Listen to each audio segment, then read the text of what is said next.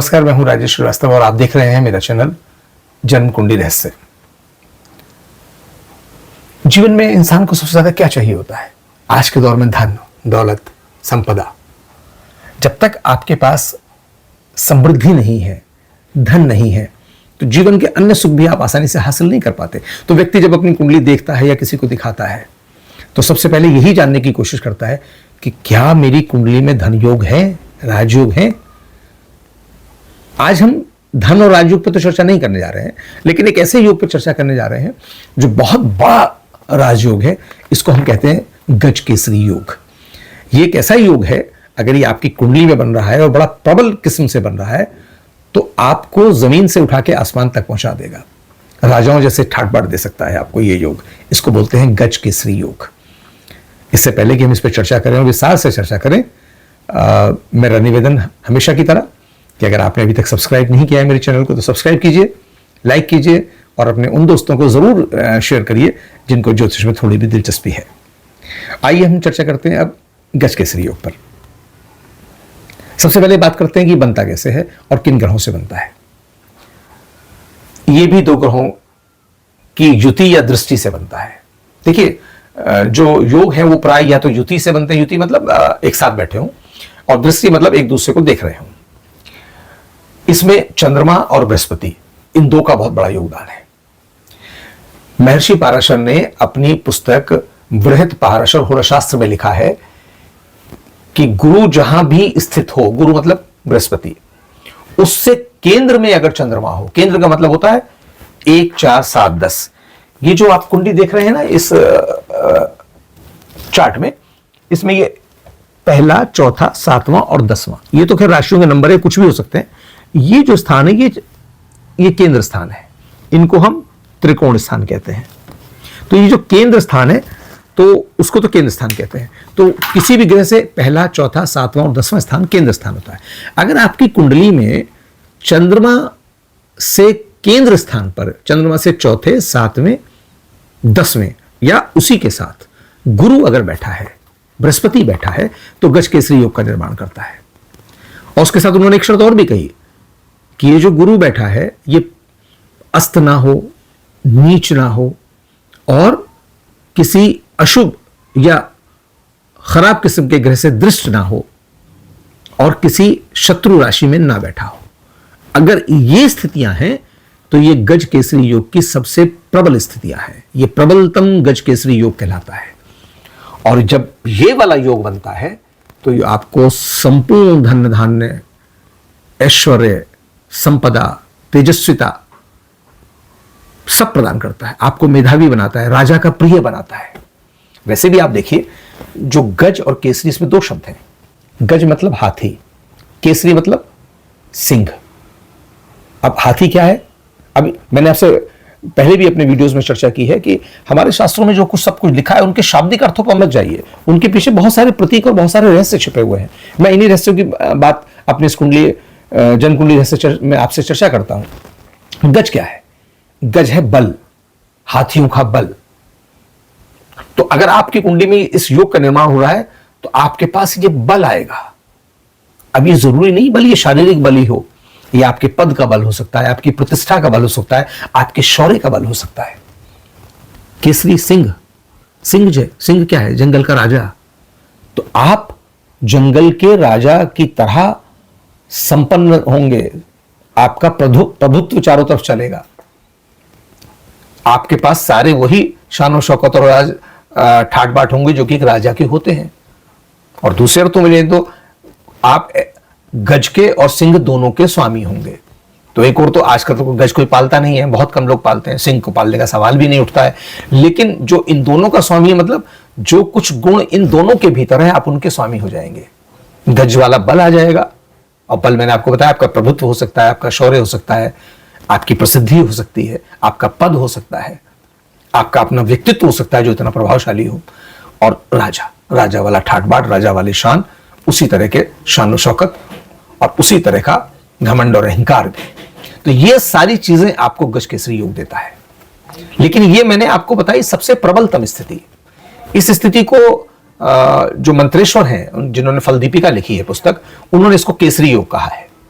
बात वही है, वही पाराशर उसको गजकेसरी योग कहते हैं, वो इसको केसरी योग कहते हैं। दोनों के फल यही है।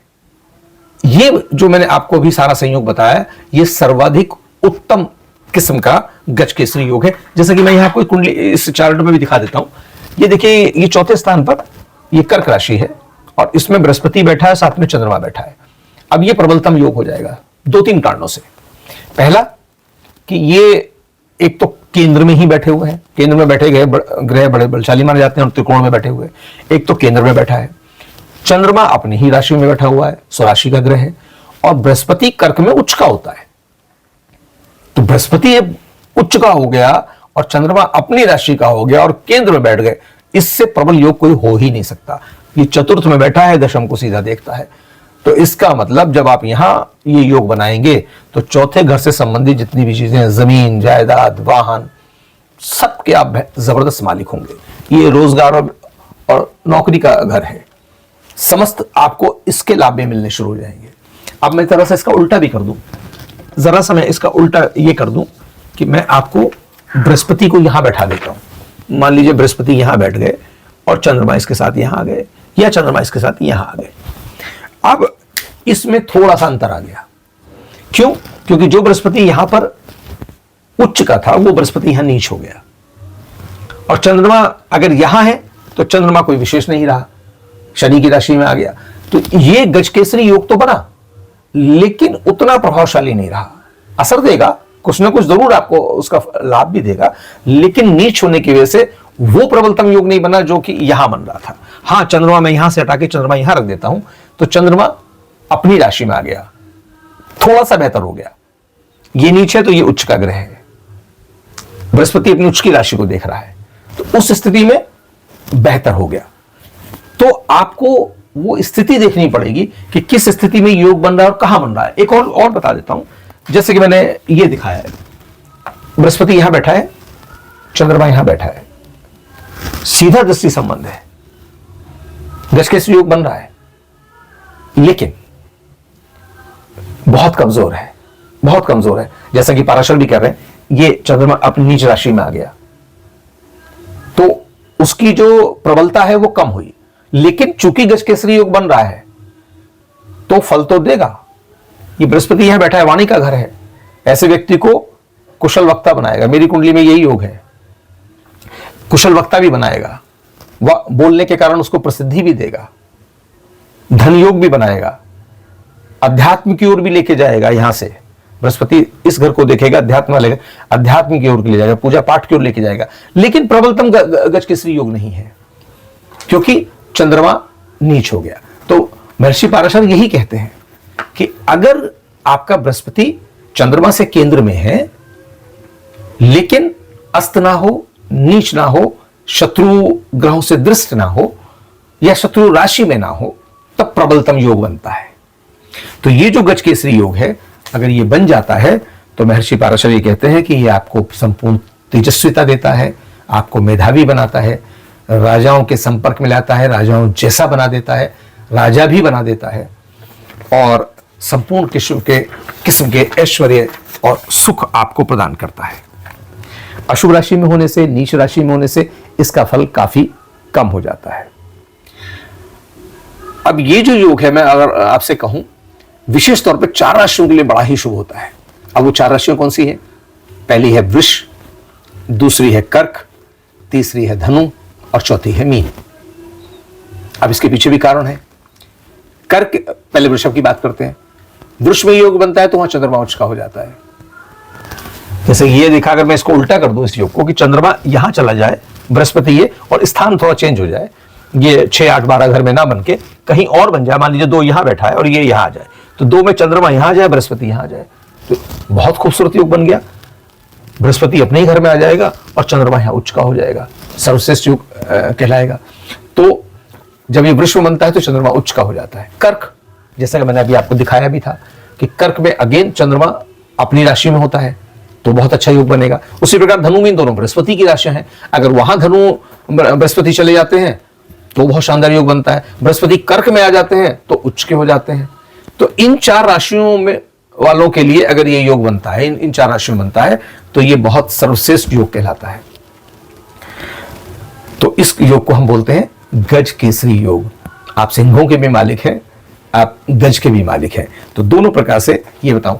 एक बड़ी महत्वपूर्ण आपको जानकारी दे दूं। देखिए, गोचर में भी, गोचर मतलब जब हमारे ग्रहों की जो स्थितियां हैं, जब ग्रह चलते रहते हैं, इस साल 1 मई 2024 को, 1 मई 2024 को बृहस्पति वृषभ राशि में आए थे, और उसके बाद करीब 7 दिन बाद 8 मई 2024 को चंद्रमा भी उस राशि में आ गए। यानी वृषभ में उस वक्त 1 मई के बाद 8 मई को वृषभ में गुरु भी थे और चंद्रमा भी थे। अब चंद्रमा लगभग 2.25 दिन तक रहते हैं वहां पर, तो 2.25 दिन तक वो वहां रहे। यानी चंद्रमा 8 मई को वहां आने के बाद 10 मई 2024 को रात 10:25 तक वृषभ में ही थे। अब इस दौरान जिन बच्चों ने भी जन्म लिया होगा, उन सब की कुंडली में एक बहुत खूबसूरत गज केसरी योग बन रहा है, क्योंकि वृष में चंद्रमा उच्च होता है, बृहस्पति वहां ऑलरेडी बैठे हुए हैं। बस अब यही देखना होता है कि ये जो वृष राशि है उसकी कहीं 6, 8 या 12 वाले स्थान वाली राशि ना हो, वहां से उसका थोड़ा सा योग कम हो जाएगा। अगर वो केंद्र में कहीं बन रही है या त्रिकोण में कहीं बन रहा है तो सर्वश्रेष्ठ हो जाएगा, उस पर शत्रु की दृष्टि ना हो। लेकिन उस दौरान जितने भी ये बच्चे पैदा हुए होंगे, उन सबके कुंडली में ये बड़ा खूबसूरत गज केसरी योग। 12वें घर में जरूर थोड़ा सा कमजोर हो जाता है, लेकिन अगर 12वें घर में बन रहा है तो आपको विदेश वास करा सकता है, विदेश में लाभ करा सकता है। थोड़ा कमजोर जरूर होगा, लेकिन विदेश संबंधी अपने घर से दूर जाकर आपको कुछ लाभ हो सकते हैं।